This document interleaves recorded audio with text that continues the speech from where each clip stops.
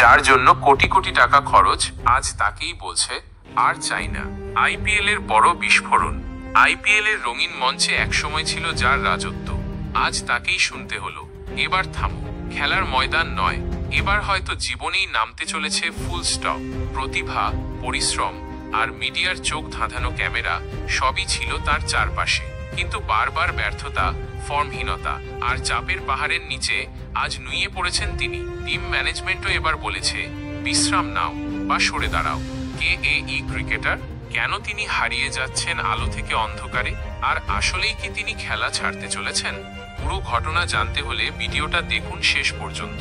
আমরা জানাবো কার ভবিষ্যৎ আজ ঝুঁকিতে, কেন ম্যানেজমেন্টের ধৈর্য ফুরিয়ে গেছে, আর কি বলছে ভক্তরা। একটা সময় যে প্লেয়ার ছিলেন প্রত্যাশার শিখরে, আজ তিনি শুধুই ট্রোলের শিকার। সোশ্যাল মিডিয়া বলছে এবার সময় শেষ।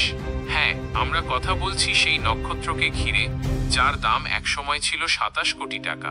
ভারতীয় ক্রিকেটের সবচেয়ে দামি খেলোয়াড়, সেই খেলোয়াড়ের নাম হলো ঋষভ পান্ত। কিন্তু আজ প্রশ্নের মুখে তার ভবিষ্যৎ। কি মনে করেন আপনারা? সত্যিই কি সময় হয়ে গেছে তার অবসর নেওয়ার? কমেন্টে জানান মতামত।